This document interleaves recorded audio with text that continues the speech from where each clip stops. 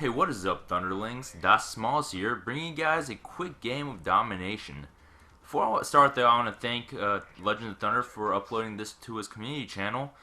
You, sir, are truly a man among boys. There's nobody else really in the community that does anything like this at the level that you do, so I speak for the YouTube community when I say thank you for all you do for us. So getting back to the gameplay here, typically I don't put up team tactical games just because of the same reason that most YouTube commentators choose to play ground war over regular 6v6 game types, and that is there's just really not that many kills to go around. However, I really liked how I played this game. I had a lot of caps, so actually I'll just go ahead and tell the score. I went 43-3 with 7 flag caps, playing 4v4 domination.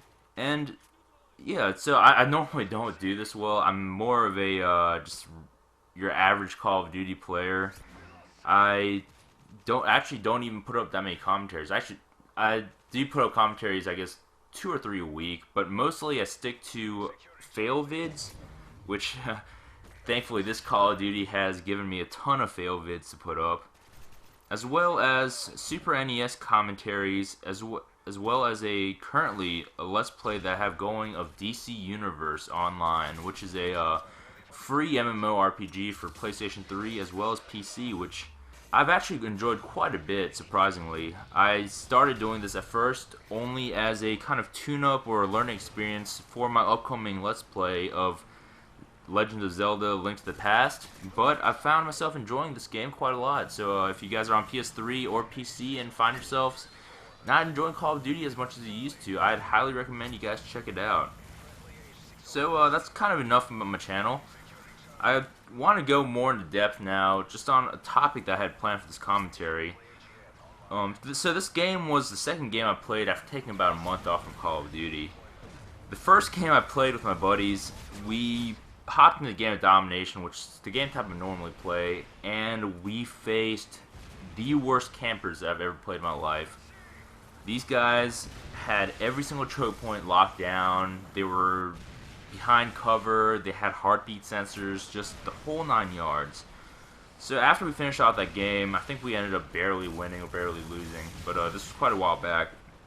We decided to hop out and go into the game of Team Tactical, which I have found there's a lot less camping, just because there's no way for one team to cover all the choke points and hold people back. In a 6v6 or 9v9 game, you can have one team lock down all the choke points and not let the opposing team move, but in Team Tactical, there's only 4 people, so there's always an open route, it seems. So, kind of talking about the campers, why is it that Call of Duty seems to always subtract the campers? You look at other games that are popular. I guess the 3 most popular AAA released games currently in circulation are Halo, Call of Duty, and Battlefield. You look at a game like Halo, where the bullets don't do nearly as much damage. You can have a jump on somebody, and just if you're camping in a building in Halo, and a guy comes up and you creep up on him and get the first shot, that doesn't necessarily equate to a kill, just because bullets do so little damage. You look at a game like Call of Duty though, the bullets do so much damage. If you look at Modern Warfare 3, the bullets don't do as much damage as they did in Modern Warfare 2 with stopping power, but compared to a game like Halo, they do a tremendous amount. So even if you do have extremely quick reflexes, if a guy creeps up behind you, or you walk past somebody and they shoot at you first, you're most likely dead. You look at a game like Battlefield, where Battlefield is much more slow-paced than Call of Duty is. And a lot of times I feel like that slow-paced game style gets confused with camping. Because the truth is, even if a person camps in Battlefield, I have found that your teammates marking a player by spotting them, or if you mark a player to spot them, they die fairly quickly afterwards. Because even on a big map, if your team sees an orange triangle laying in the middle of the field, they're going to shoot at him. And also, you have vehicles in the game, as well as destructibility, so if a person camps in a building and kills me, I will typically roll over with a tank as soon as possible and just destroy the building as a whole. But Call of Duty, you really can't do that. So, if you look back at different Call of Duty games, I feel like Modern Warfare 3 is most conducive to camping as a whole. Just because bullets do so much damage, there's so many places on maps in Call of Duty where there's only 2 entrances. So you can have a guy guard the front entrance, put a claymore on his back, and if he wears dead silence and turns his volume all the way up, he can pretty much kill anybody he wants. Especially if he has a sniper rifle, as well as akimbo FMG9s.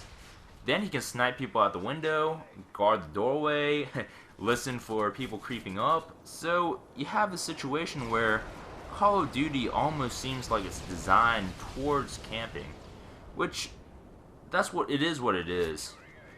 But in order for Call of Duty to become less campy, I feel like the designers for the next game will have to limit these kind of confrontations where the camper has the advantage. Because the truth is, even though the community dislikes campers, people will ultimately fall back on what is most successful. Which is why people still one-man army noob tube in Modern Warfare 2.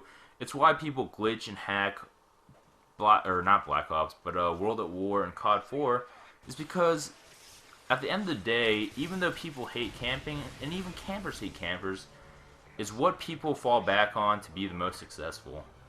Well guys, this is kind of carried on a little longer than I expected. I hope you guys enjoyed this. Please come by my channel and check it out if you do. And let me know in the comments below, what do you guys think? What is the best way to combat camping in Call of Duty? Alright guys, thanks for listening, and peace.